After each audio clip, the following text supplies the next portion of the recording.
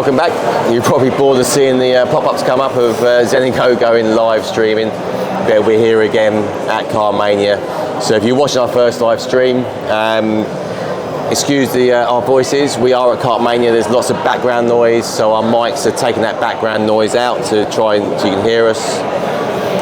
If you're watching it on YouTube in the future, then I hope you enjoy the video. If you've got any questions as we're going through this conversation, whack them on the chat. We will answer them as we can. So my name's Andy, this is Zenico Racing. This is Joe. Now, this isn't so much about karting, this live stream. This is about your next steps. You're going from karting into cars. So how do you make that transition? We see a lot of kids going from karting, champions, all of a sudden, look at the Bearmans, you know, they are driving cars. So, Joe, North Motorsport, yes. Cheshire. Right, I know nothing about going from karting to cars. Okay. So it's going to be useful for me. Hopefully it'll be useful for you at home watching this. Hopefully so. So, when should I think? So my boy Zach, he's 14. Yeah. But what age should I start thinking, do you know what? Is it time to move from karting to cars? What age?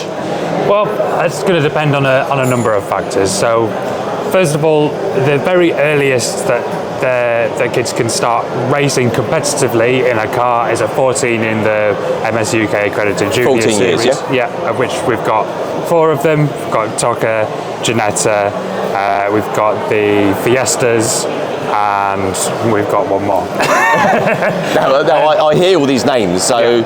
I hear Janetta, I hear Fiestas. Yeah. Is it a Saxo one or something? Sorry, that's it. Yeah, the Saxo, the Junior Saloon. Junior Saloon. Correct. And I'm like, what are they? Yeah. It's a car. But we can go into that a little bit later. So at 14 is the age you can go. Okay, so at what age should I be thinking about this for my child? Should I let him hit 14? Should I start thinking about it beforehand and prepping? What? It's as many of the answers of the questions that we're going to discuss today is going to depend on your budget and your propensity to spend that budget. Okay. There are lots of people going into the junior series after a full year of testing. So they're starting at 14, having done maybe an off season or maybe half of their last karting season. They've been testing whichever junior car they've been using on a private closed track. You can do regular testing on a track on a test day with an instructor from 14 as well, if you've got the junior license. You can also do it privately elsewhere. In terms of when you would make that decision, that depends. I guess you could probably start thinking about that from 12 or 13. If you're going to use that last end of the 13th year to do lots of testing, that's a decision you probably wouldn't be making before the 13th So you can test younger than 14? On a private closed track, but not on a test day, like a motorsport test day. So that's all possible. I suggest probably the first decision, and probably one of the more difficult decisions, is do we go into a junior series? What is a junior series? So there are, as I said, there are 4 MS UK accredited junior series where racers are allowed to start from the age of 14 until 16. They're all limited to 100 horsepower. As you'd expect, there's lots of extra safety regulations around the car, around the teams. There's a requirement to have a coach per driver and things like that to make sure that they're being developed properly. And which one you go to, I guess, will be largely led by what sorts of racing you'd like to go in afterwards.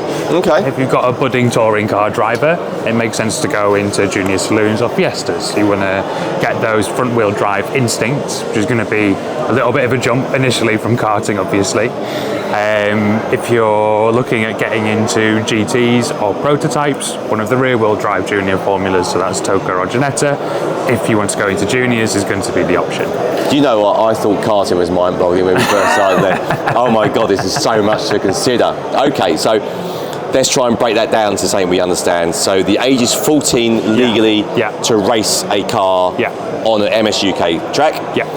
You can start testing or practicing. Everyone gets their phone rings when we go live. That's right. I normally leave it in the edit Oh, so great. It sits there. It's on silent now. It won't happen again. Okay, so 14 is the age.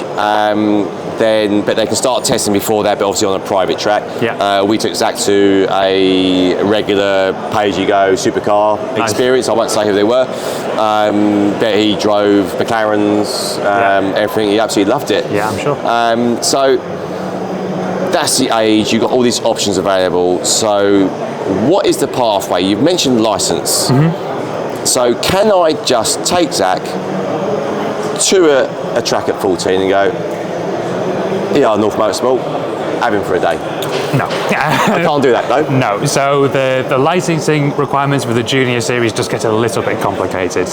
You need to have an entry into the junior series, and they need to sponsor your application for a junior license with MS UK. So you, in theory, commit to a junior series, and then you can get the license. Now, the ARDS license, as it's called, similar to your ARCs, but with a D.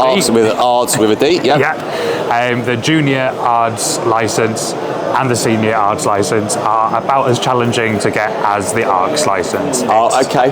Flags, procedures, what do you do when you're passing somebody theory test, and then you'll sit in with a coach, do a few laps of a circuit on a track day, and that is to prove that you can follow a line and look in your mirrors at the right time and that sort of thing. There's no pace requirement. It's not to prove that you're a good driver, it's to prove that you're a safe driver. Very much like the ARCs, as far as I understand. So but if a kart is going about to do the ARCs test, they're practicing in that kart before they do the ARCs. So how do you practice for an ARCs? That's the thing. You can do it on one of those closed tracks. But really, it's, especially if you've been karting for a number of years, it's not going to require too much practice. Do you know what? That's something I was about to say for parents watching. When we did put Zach in the supercars, he drove a McLaren. Yeah. He did have someone next to him. That was the first time he's driven the car. He's been trying to bug me to move our cars in the driveway, and I keep saying no.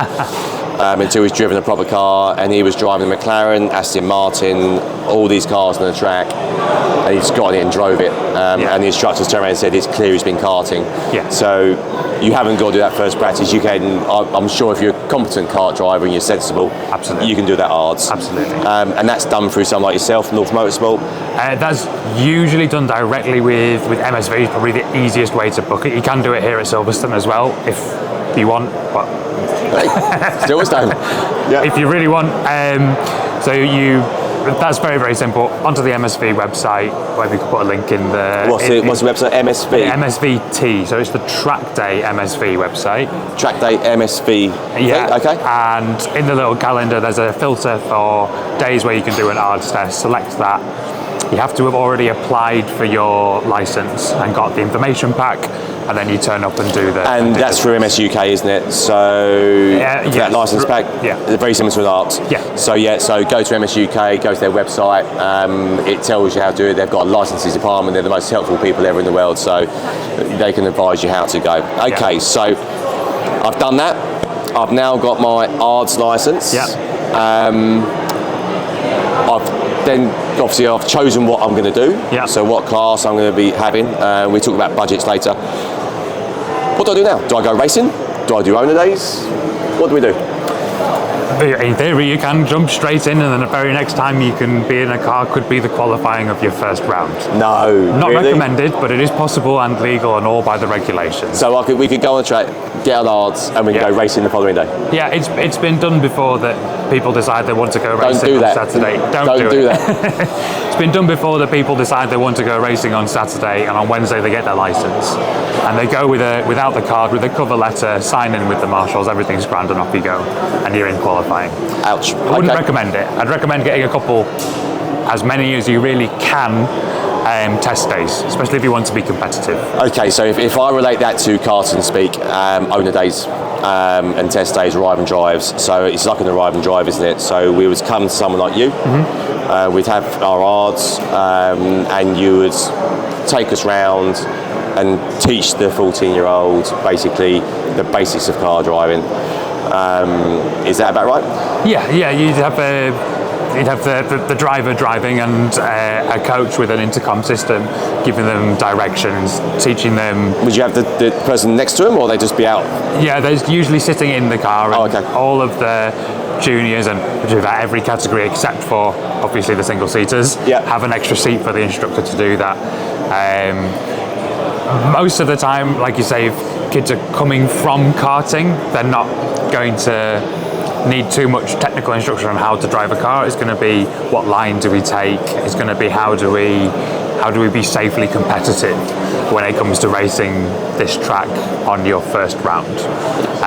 So you'll find that people that really invest into it will do a test day at each of the series circuits that they're going to race at. Like we do in karting? Yeah, I'm sure you do.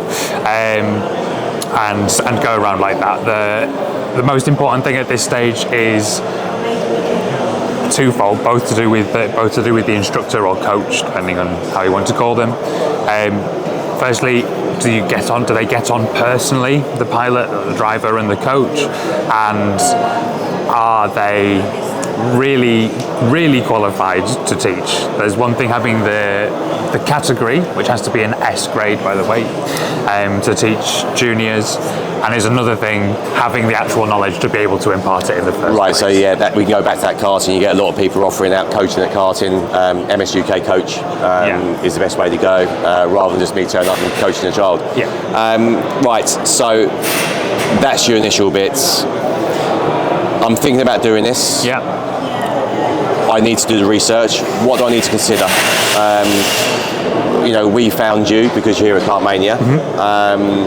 What do I Google? Where do I go? Who do I ask? Can I turn up at Silverstone on one of these track days like we do at karting? We recommend parents go and watch people and go and talk to people. Is that something you could do? Yeah, absolutely. I would, if your budding driver doesn't already have an eye on some sort of series down the line that they want to go into, I would recommend going to some of the events that are on around the country. Entrance tends to be fairly reasonable for all but F1.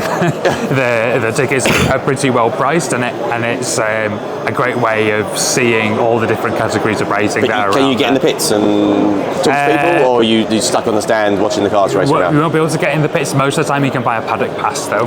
Paddock pass, okay. So you'll be able to get into the paddock and not the pits. Usually whichever the highest level category of that event will be in the pits, and everybody else will be in the paddock. When we're on the paddock, we love it when people come and chat to us. So we can do that? Yeah, of course. You can walk around the paddock, and especially if you say, I've got a kid who wants to start racing, most team principals ears will pick up straight away, and we're happy to give you as much time as you need. Much you see. So there you go, there's a top tip there. We say that in karting when people are going for like team sport, wherever it is, to go to an owner's day and talk to parents, and then go to a race day and learn, and it's the same as cars. I didn't know that. You just got to go and get yourself a paddock pass. Right, so that's what I'm considering doing. How much does it cost? I don't own a Ginetta. I don't own a Fiesta. Can I rent one of yours?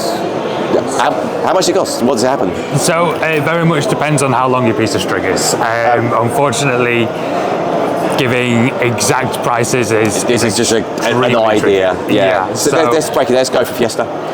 So they're thinking, I want to go and do the Fiesta driving. How much would it cost me to drive one of your cars?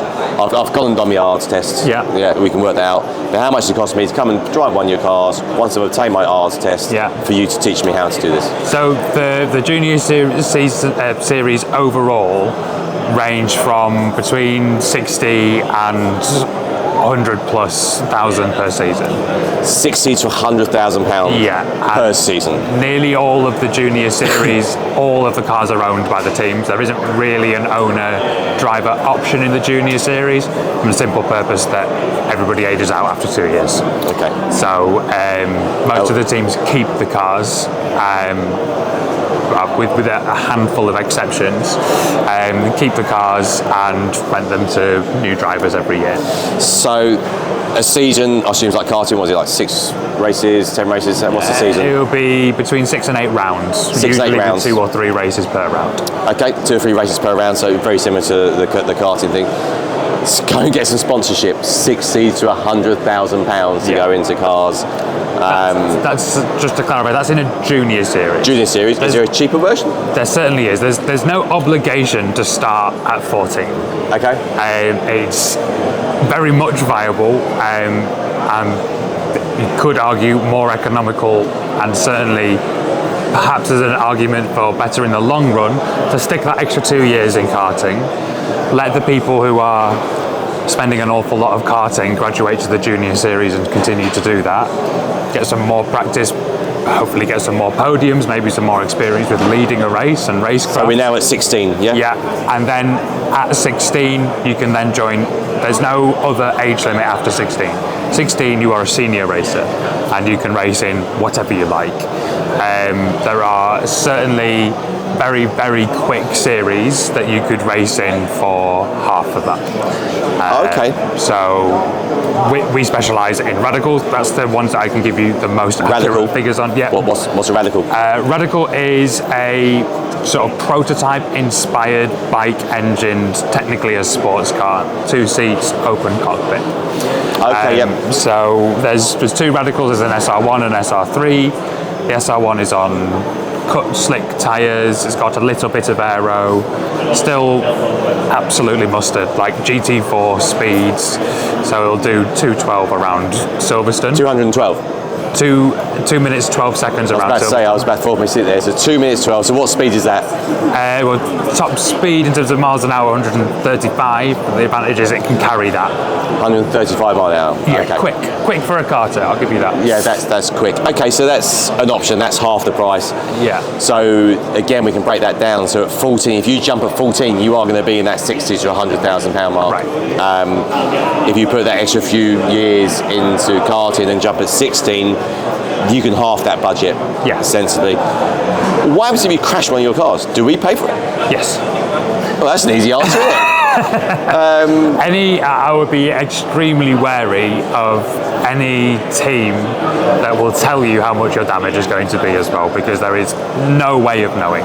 How much is one of these cars? The SR1 that I mentioned earlier, again, we specialise in radicals. Those are the only figures that I can reliably give you.